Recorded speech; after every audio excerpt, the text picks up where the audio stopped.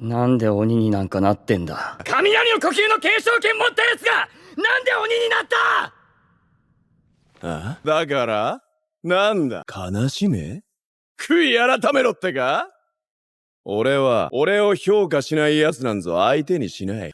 俺は常にどんな時も正しく俺を評価する者につく。俺を後継にせず、てめえみたいなカスと共同で後継だと抜かしやがったクソジジイだ。後継に恵まれなかったじいちゃんが気の毒でならねえよ。てめえと俺を一緒にすんじゃねえ。Thunder requires two opposite charges, positive and negative, light and dark. Without both, there's no strike, no sound, no power. The thunder-breathing style had two successors, Zenitsu Agatsuma and Kaigaku, two orphans, two disciples, two brothers under the same master, and they represent two opposite responses to the same fundamental terror, the fear of death. One chose to acknowledge his weakness and became strong through it. The other chose to deny his weakness and became monstrous because of it. How cowardice looks different depending on who's wearing it, and how the person everyone calls weak ended up being the only one brave enough to stay human. Before Kaigaku became a demon, before he learned thunder breathing, he was an orphan at a temple run by Gyome Himejima. He stole money, got caught by the other children, and they drove him out at night. Then a demon found him. Kaigaku made a calculation. He could die, or he could make a deal, lead the demon back to the temple, trade the other children's lives for his own. He chose survival, and when it was over, he was alive, and they weren't. Simple mathematics. His moral architecture collapsed, not slowly, instantly. To survive what he did psychologically, Kaigaku's mind had to construct a defense mechanism, a way to live with himself after getting children killed. So he built a philosophy. Survival justifies anything. If you're alive and they're dead, you were right and they were wrong. Strength means still breathing. Weakness means being too stupid to do what's necessary. Narcissistic restructuring after trauma. When the guilt of an action is too heavy to carry, the mind doesn't process it. It inverts it, turns victims into deserving casualties, turns murder into natural selection, turns cowardice into pragmatism. And Kaigaku carried this philosophy into every relationship after, including with his master. Jigoro Kuwajima took in two boys, Kaigaku, the talented one who learned quickly, and Zenitsu, the anxious one who could barely function. Kaigaku mastered 5 of the 6 thunder-breathing forms, 2nd through 6th, fast, efficient, powerful. But he couldn't learn the first form, the foundation, the basis for all the others. Zenitsu could only learn the first form, tried for years to progress beyond it, failed every time, cried, ran away from training, begged to quit, and Jigoro made a decision that broke Kaigaku's mind. He declared both of them his successors, joint inheritors of thunder breathing. To Kaigaku, an insult. He'd mastered 5 forms. He was talented, strong, obviously superior. How could the old man put him on equal footing with someone who cried during every training session? But Jigoro understood something Kaigaku didn't. The first form is the foundation. Without it, the other 5 are just techniques, flashy but hollow. Kaigaku was building a house on sand and calling it architecture. Zenitsu, despite only knowing one form, understood the principle. And Jigoro taught him something that would define his entire philosophy. Stoic philosophy. Not learning more, perfecting what you know. Not chasing breadth, achieving depth. The idea that mastery of one thing surpasses mediocrity in many. Quick pause. If you value this pursuit of depth over mediocrity, subscribe, leave a like, and if you can, hype this video. It helps the algorithm understand we have a solid foundation here. And if you want to give us an even stronger base to keep going, consider becoming a member. Let's get back to Zenitsu and Kaigaku. And Kaigaku hated this. It meant his 5 forms were less valuable than Zenitsu's one perfected technique. It meant effort without foundation was worthless. It meant he was the fraud, not Zenitsu. Zenitsu only fights when unconscious. When he's awake, he's paralyzed by terror, screaming, crying, begging for his life, but the moment he passes out, he becomes something else entirely. Calm, precise, deadly. Freud's conflict between ego and id. The ego, his conscious mind, is overwhelmed by fear, by awareness of mortality, by the knowledge that demons can kill him easily. But the id, the unconscious drive beneath rational thought, absorbed every lesson Jigoro taught, the muscle memory, the principles, the discipline. And when consciousness surrenders, that foundation takes over. Zenitsu's arc isn't about becoming less afraid. It's about functioning despite fear.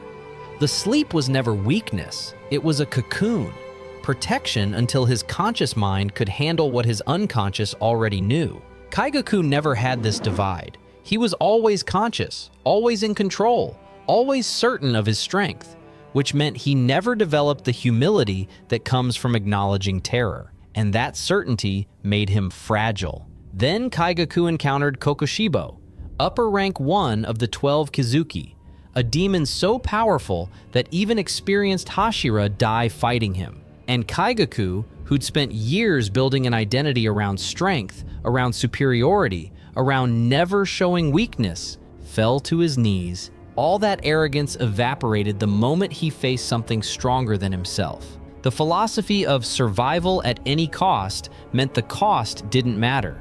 Not his humanity, not his master, not his identity as a demon slayer. Just breathing, just existing one more day. Kokushibo granted it, turned him into a demon, gave him power, made him upper rank 6. When Jigoro learned his student had become a demon, he did what samurai tradition demanded, took responsibility.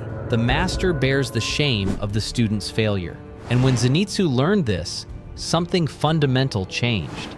Fear became irrelevant. Emotional override.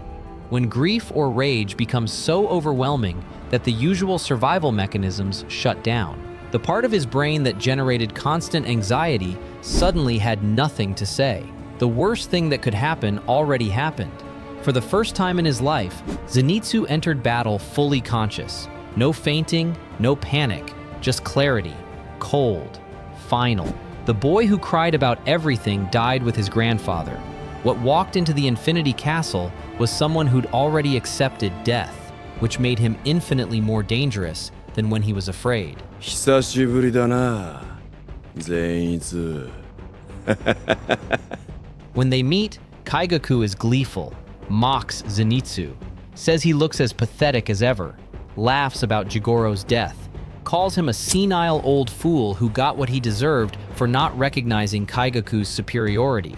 And Zenitsu responds with something Kaigaku never expected. Not fear, not pleading, just a simple acknowledgement. I am trash, but you are a piece of shit. Zenitsu understands what Kaigaku can't admit, that someone who mastered 5 forms but couldn't learn the first isn't superior, that kneeling before a demon to save your own life isn't strength, that living at any cost means living for nothing. Every slash cracks Zenitsu's skin, burns his flesh, demonic enhancement making each strike devastating, and Zenitsu just keeps standing. Physical pain doesn't matter anymore. The worst pain already happened. He's just finishing what needs to be finished. Then Zenitsu uses a technique Kaigaku doesn't recognize, the 7th form of thunder breathing. Kaigaku screams that Jigoro must have favored Zenitsu, must have taught him a secret form, must have given him special training. The tragedy at the core of what makes this devastating. Zenitsu spent years creating a new form, not to surpass Kaigaku, not to prove himself better, but to stand as his equal, to fight alongside his senior brother, to bridge the gap between someone who knew 1 form and someone who knew 5. And now he's using it to decapitate that same person. Kaigaku falls into darkness. No memories of happiness, no one mourning him, no master proud of him, just rage and emptiness. After using the 7th form, Zenitsu's body starts to fail. The injuries from Kaigaku's attacks finally registering. Blood loss, exhaustion, he's dying. And in that liminal space between life and death, he sees Jigoro. Zenitsu apologizes, blames himself for Kaigaku's transformation, says if he'd been stronger, if he'd been better, maybe Kaigaku wouldn't have felt inadequate enough to become a demon. Survivor's guilt taken to its extreme. Taking responsibility for someone else's choices because the alternative is accepting those choices were out of your control. And Jigoro does something crucial. He doesn't agree, doesn't validate the guilt. He just gives Zenitsu what he needed his entire life. Zenitsu? お前はわしの誇りじゃ。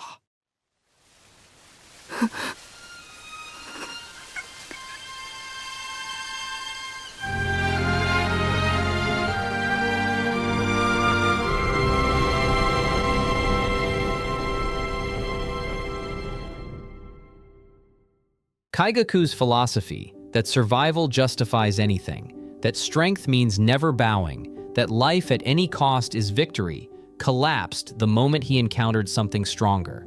It was built on sand, on the denial of his own cowardice at that temple, on the lie that he was superior when he was just more willing to sacrifice others.